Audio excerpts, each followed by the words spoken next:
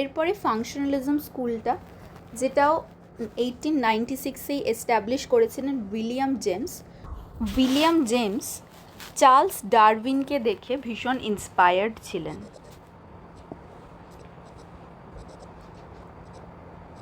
Charles Darwin কে ছিলেন? Charles Darwin আমাদের ইভলিউশনের theory দিয়েছে, তাই তো? তো চার্লস ডারউইনকে দেখে আমাদের উইলিয়াম জেমস ভীষণ রকমভাবে ইন্সপায়ার ছিলেন।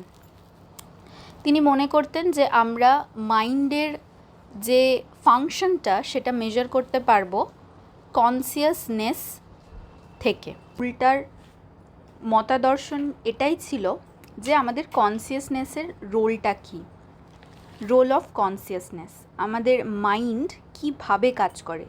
আবারও বলছি, ব্রেন কিন্তু নয়, মাইন্ড। আমাদের মাইন্ড কিভাবে কাজ করে, কিভাবে ফাংশন করে।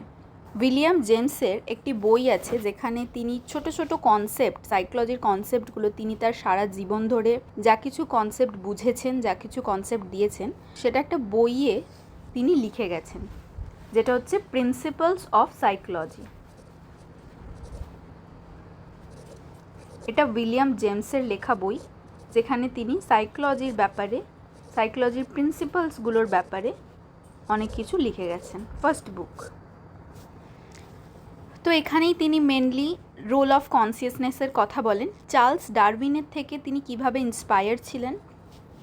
চার্লস ডারউইন যেমন ইভলিউশনের থিওরি দিতে গিয়ে বলেছেন যে একটা স্পিসিস বা একটা প্রাণী কি হয়, ওভার টাইম চেঞ্জ হয়, তার বিভিন্নভাবে ফিজিক্যাল অ্যাডাপ্টেশনের মাধ্যমে বা বিভিন্ন রকমভাবে সে পরিবর্তন হয় সময়ের সাথে সাথে। তো ফাংশনালিজমে উইলিয়াম জেমসও সেটাই মনে করতেন, আমাদের কনসিয়াসনেস ওভার টাইম চেঞ্জ হয়। বহু বছর আগে আমাদের যেরকম থিঙ্কিং প্যাটার্ন ছিল, যেরকম কনসিয়াসনেস আমাদের ছিল, যেরকম মাইন্ড আমাদের ফাংশন করত, বিভিন্নভাবে আমাদের মাইন্ড কিন্তু প্রত্যেকটা সিচুয়েশানে আলাদা আলাদাভাবে ফাংশন করে। তো এই ব্যাপারটা তিনি চার্লস ডারউইনের ইভলিউশন থিওরি থেকে পেয়েছিলেন, যেটাতে তিনি ফাংশনালিজম স্কুলটা দিয়েছিলেন। অর্থাৎ তিনি অ্যাডাপটিভ ফাংশনের ব্যাপারে বলেছেন, আর আমাদের মেন্টাল প্রসেস যে সেটার ওপরে তিনি ফোকাস করেছিলেন।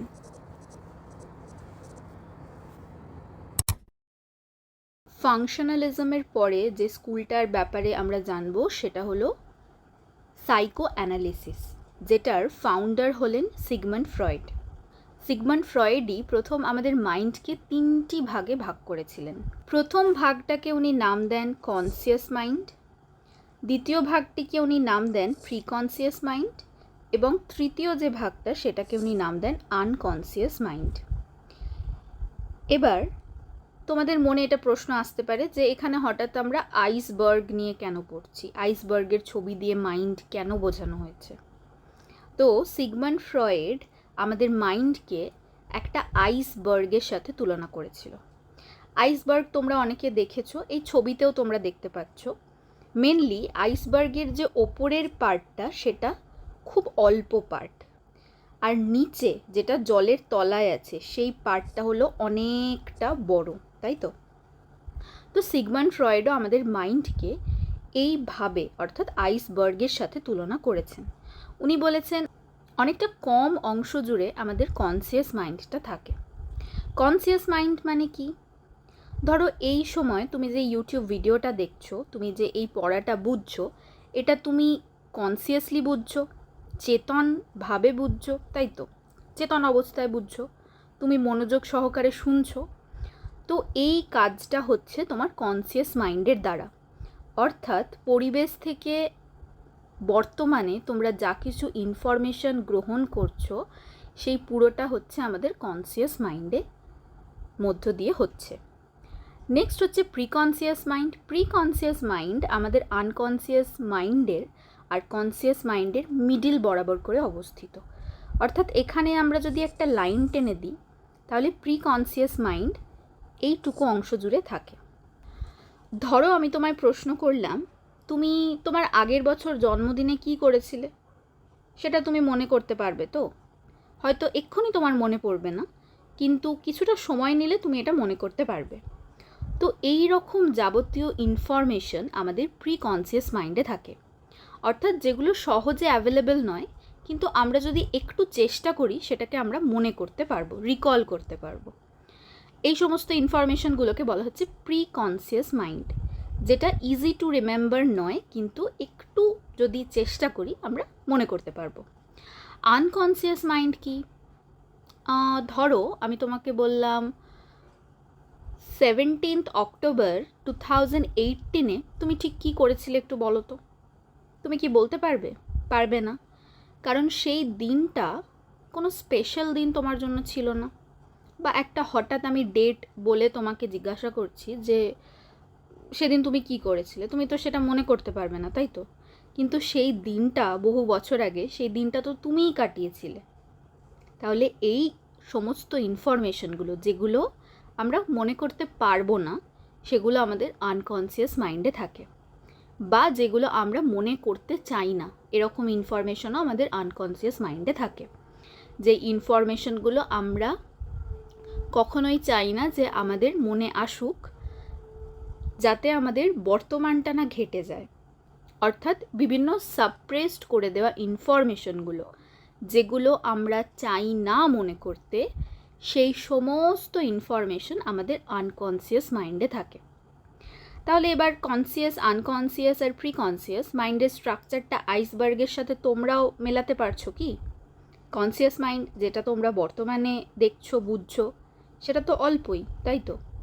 আনকনসিয়াসের থেকে তো একদমই অল্প, কারণ আনকনসিয়াস মাইন্ড তোমরা একদম ছোট থেকে যা কিছু করেছো সমস্ত ইনফরমেশন আনকনসিয়াস মাইন্ডে আছে, যেগুলো আমরা মনে করতে চাইলেও পারবো না, আর যেগুলো আমরা মনে করতে চাই না। প্রিকনসিয়াস মাইন্ড হচ্ছে যেগুলো আমাদের ইজি টু রিমেম্বার নয়, কিন্তু আমরা একটু চেষ্টা করলে সেটাকে মনে করতে পারবো। আর conscious mind easy to access, তাই তো? আমরা অ্যাক্সেস করতে পারবো ইজিলি। তাহলে এই তিনটে মাইন্ডের স্ট্রাকচারের কথা প্রথম সিগমন্ড ফ্রয়েড বলেছিল। এবার প্রথম আমাদের যে আগের দুটো স্কুল ছিল, স্ট্রাকচারালিজম, ফাংশনালিজম, সেটার থেকে সাইকো অ্যানালিসিস তো একদমই আলাদা, তাই তো? তাহলে সাইকো অ্যানালিসিসকে the first force of psychology বলা হবে। এই the first force of psychology মানে কি?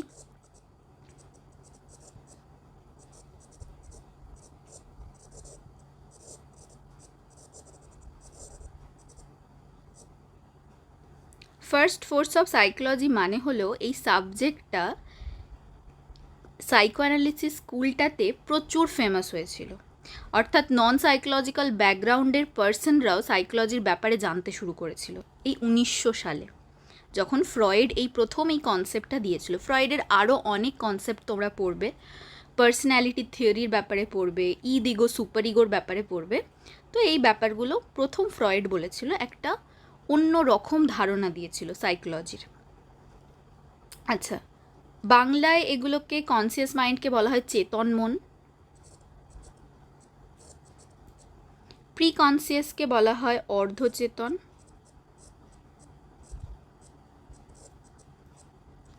আর আনকনসিয়াসকে বলা হয় অবচেতন।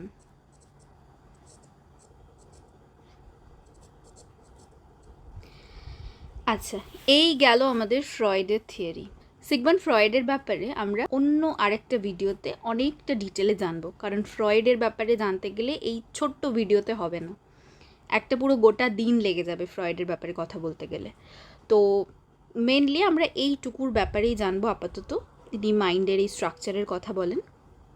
আরও একটা জিনিস, তিনি ইগো সুপার ইগোর ব্যাপারে বলেছিলেন। ইগো সুপার ইগোটা কি?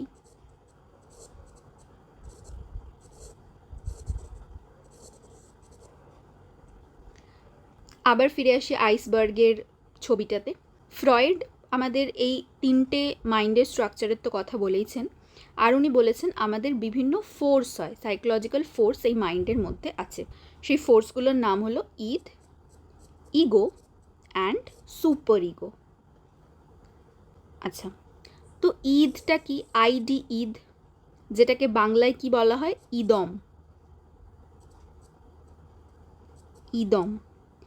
ইগোকে বলা হয় অহম। আর সুপার ইগোকে বলা হয় অধিসত্তা। এটার খুব ছোট্টভাবে পড়াবো আমি, কারণ যখন তোমরা থিওরিটা আরও ডিটেলে পড়বে সেই সময় আমি এই চ্যানেলেই কখনো ভিডিও দেব, তখন আমি তোমাদের ইদিগো সুপার ইগোর ব্যাপারে আরও ডিটেলে পড়াবো। আপাতত সব থেকে সিম্পলেস্ট ফর্মে আমি বোঝাচ্ছি, যাতে তোমরা শুধুমাত্র কনসেপ্টটুকু বুঝতে পারো। তো ঈদ অর্থাৎ ঈদম, এটার মানে হলো একদম জেদি বাচ্চা যেমন হয়, ঈদ হচ্ছে সেটা। ঈদকে বলা হয় প্লেজার প্রিন্সিপাল। প্লেজার প্রিন্সিপাল বলা হচ্ছে অর্থাৎ কি, সবসময় প্লেজার সিক করবে, তাই তো? মানে ঈদ সবসময় ইমিডিয়েট গ্র্যাটিফিকেশন চায়, যেটা ঈদ ডিম্যান্ড করছে তাকে এক্ষুনি ফুলফিল করতে হবে তার ডিম্যান্ডটা। তো এই ডিম্যান্ডটা বা এই রকম ইচ্ছা, যেগুলো অনেক সময় আমাদের সমাজের বিরুদ্ধে হয়, সেরকম ইচ্ছাগুলো আমাদের আনকনসিয়াস মাইন্ড অর্থাৎ অবচেতন মনে থাকে। ফ্রয়েড এই ধারণাটি প্রথম দেন। উনি বলেন একটা সদ্যজাত বাচ্চা যে সবেমাত্র জন্মেছে, সে শুধুমাত্রই ঈদটাকে নিয়েই জন্মায়। কোনো বাচ্চা, একদম ছোট্ট বাচ্চাকে যদি লক্ষ্য করো, তখন দেখবে তার সবসময় ইমিডিয়েট গ্র্যাটিফিকেশন সে চাইছে। অর্থাৎ তার যদি খিদে পায়, সে কখনোই কিন্তু এটা বুঝবে না যে আমার মা এখন ব্যস্ত আছে, আমি এখন খাবো না, একটু পরে খাবো। এই জিনিসটা কিন্তু একদম ছোট্ট বাচ্চা বুঝবে না, তাই তো? তার খিদে পাচ্ছে সে কাঁদবে, তার ঘুম পাচ্ছে সে কাঁদবে। যতক্ষণ না তাকে খাবার দেওয়া হচ্ছে সে প্রচণ্ড কাঁদবে, ট্যান্ট্রামস দেখাবে, তাই তো? তাহলে ঈদ, একটা বাচ্চা ঈদ নিয়েই জন্মায়, যেটা হচ্ছে আমাদের ইমিডিয়েট গ্র্যাটিফিকেশন, যেটা আমাদের আনকনসিয়াস মাইন্ডে থাকে, অবচেতন মনে থাকে। এরপরে হচ্ছে সুপার ইগো। সুপার ইগোটা কি? সুপার ইগো মেনলি আমাদের সমাজে যে সমস্ত রুলস আছে, রুলস অ্যান্ড রেগুলেশনস, সেগুলোকে মানে সুপার ইগো। অর্থাৎ এটাকে আমরা মরাল প্রিন্সিপাল বলতে পারি। তো মরাল প্রিন্সিপাল সুপার ইগোকে।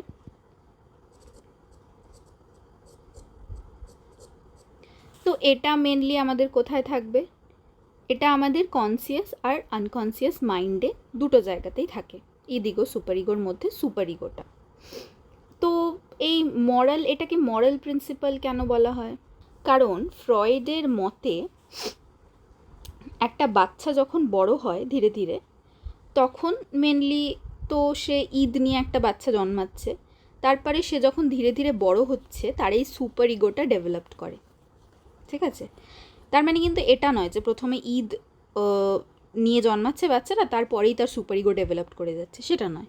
একটা বাচ্চা ঈদ নিয়ে জন্মায়, তারপরে তার ইগো ডেভেলপড করে, ইগোটা আমি আসছি একটু পরে। তো তারপরে মেনলি সুপার ইগোটা ডেভেলপ করে ধীরে ধীরে, যেটাকে আমরা বললাম মোরাল প্রিন্সিপাল। মোরাল প্রিন্সিপাল মানে কি? আমাদের সমাজের যে সমস্ত এথিক্সগুলো আছে, অর্থাৎ আমরা ছোটোবেলা থেকে কি শুনেছি? চুরি করা মহাপাপ, তাই তো? তারপর আরও যে সমস্ত আমরা সমাজের নিয়ম, কোনটা সমাজের বাইরে গিয়ে আমরা করতে পারি, কোন কাজগুলো সমাজ অ্যালাউ করবে না, এই যে ব্যাপারগুলো আমরা ছোটোবেলা থেকে জেনেছি, এই পুরোটাই আমাদের থাকে সুপার ইগোতে। ঠিক আছে? এরপরে হচ্ছে ইগো। ইগো মেনলি কি? ইগো এই সুপার ইগো আর ঈদকে ব্যালেন্স করে। মানে কোন সময় আমার সুপার ইগোর কথা শোনা উচিত, কোন সময় আমার ঈদের কথা শোনা উচিত, এই ব্যাপারটাকে ইগো ব্যালেন্স করে। ইগো মানে কিন্তু তোমরা যে টার্মটা দৈনন্দিন ইউজ করো সেটা কিন্তু নয়, অর্থাৎ ওর ভীষণ ইগো আছে, এই কথাটা কিন্তু আমাদের ফ্রয়েডের থিওরির ইগোর সাথে মেলে না। তো একদমই এই জিনিসটা ভাববে না যে ইগো মানে হচ্ছে ইগোইস্টিক বিহেভিয়ার, না। ফ্রয়েডের ইগো বা অহমকে তিনি আলাদাভাবে ডেসক্রাইব করেছেন। এই ইগোটার মানে হলো যে ঈদ আর সুপার ইগোর মধ্যে ব্যালেন্স করে। মানে আমরা প্রত্যেক দিন লাইফে যা কিছু ডিসিশন নিচ্ছি, এই ডিসিশনগুলো ব্যালেন্স চলছে আমাদের ঈদ আর সুপার ইগোর মধ্যে। তো এইটাকেই কন্ট্রোল করে মেনলি ইগো। ঠিক আছে? সুপার ইগো আর ঈদের মধ্যে যে কনফ্লিক্টটা সারাক্ষণ চলছে, সেটাকে ব্যালেন্স করে ইগো। এটার একটা এক্সাম্পল দিয়ে বুঝবো। ধরো তোমার কোনো একটা বন্ধু তোমাকে পার্টিতে ইনভাইট করেছে, বার্থডে পার্টি, কিন্তু তোমার কিছুদিন পরেই এক্সাম, বেশ একটা ভাইটাল এক্সাম, গুরুত্বপূর্ণ এক্সাম। তো তাহলে সেখানে তোমার ঈদ কি চাইবে, ঈদ বা ইদম কি চাইবে, সে কি চাইবে, সে ইমিডিয়েট গ্র্যাটিফিকেশন চাইবে, সে প্লেজার চাইবে, প্লেজার প্রিন্সিপাল যেহেতু, প্লেজার চাওয়ার জন্য সে কি বলবে যে হ্যাঁ পার্টি আছে আমি যাব, তাই তো। আর এখানে সুপার ইগো তোমাকে কি বলবে, যে মরাল প্রিন্সিপাল, যে সবসময় মরাল ভ্যালুসগুলোকে দেখে, সে তোমাকে বারবার মনে করাবে যে না পার্টিতে যাব না, কারণ আমার সামনেই এক্সাম, আমাকে পড়াশোনা করতে হবে, আমাকে লং টার্ম আমার অনেক গোল আছে সেগুলোকে অ্যাচিভ করতে হবে। তো এটা মেনলি মরাল প্রিন্সিপাল সবসময় তোমায় মরাল ভ্যালুজের ব্যাপারে বলবে, যে এক্সামের আগের দিন তুমি পার্টিতে কেন যাবে, তোমার এক্সামের আগের দিন পড়তে হবে। কিন্তু ঈদ চাইবে প্লেজার পেতে, সে সবসময় তোমায় বলবে যে না পার্টিতে যেতে। এটা কিন্তু তোমার মনে যে দ্বন্দ্বটা চলে সেটার কথা ফ্রয়েড বলেছে, এটা কোনো ঈদ আর সুপার ইগো তোমাকে ডিরেক্ট কেউ বলছে না, ঠিক আছে, এটা তোমার মনের মধ্যে যে দ্বন্দ্বটা চলে সেটার বিষয়ে বলা হচ্ছে। আর ইগো মেনলি কী করবে, এই ঈদ আর সুপার ইগোর মধ্যে ব্যালেন্স করবে, কার কথা শোনা উচিত, আমি কি ঈদের কথা শুনবো না সুপার ইগোর কথা শুনবো। তো সেখানে ইগো ডিসাইড করবে, ইগো অর্থাৎ আমার কনসিয়াস মাইন্ডে কী চলছে সেটা ডিসাইড করবে। তো ধরো তুমি এটাই ডিসাইড করলে যে না আমার কালকে যেহেতু পরীক্ষা, কোনো একটা ইম্পর্টেন্ট এক্সাম, আমি তাহলে পড়াশোনাটাই করবো, আমি পার্টিতে পরে চলে যাব। ইগো মেনলি দুটোর মধ্যে ব্যালেন্স করলো। এবার ইগো এটাই ভাবলো যে না কালকে আমার পরীক্ষা আছে, আমি পড়ে নিই, আমার পড়া শেষ হলে, এক্সাম শেষ হলে আমি একদিন বন্ধুরা মিলে পার্টি করব, বা বন্ধুরা মিলে একদিন কোথাও ঘুরতে যাব। তাহলে ইগো যেই দুটোর মধ্যে ব্যালেন্স করে একটা মিডল রাস্তা ধরলো, বা ইগো যেই দুটোর মধ্যে ব্যালেন্স করলো, এটাই ইগোর সবসময়ের কাজ, ঠিক আছে। তাহলে ইগো মেনলি ঈদকে কন্ট্রোল করে, আর সুপার ইগো আর ঈদের মধ্যে একটা ব্যালেন্স সবসময় মেনটেন করে। ইগোকে রিয়ালিটি প্রিন্সিপালও বলা হয়।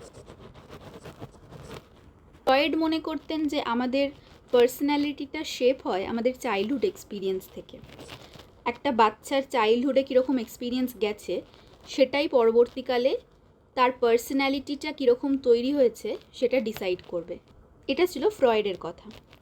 তিনি আনকনসিয়াস মাইন্ড এবং তাদের কনফ্লিক্টসের ব্যাপারে অনেক থিওরিজ দিয়েছেন, অনেক কিছু কথা বলেছেন। তো সেগুলো আমরা ধীরে ধীরে সাইকোলজিতে জানবো।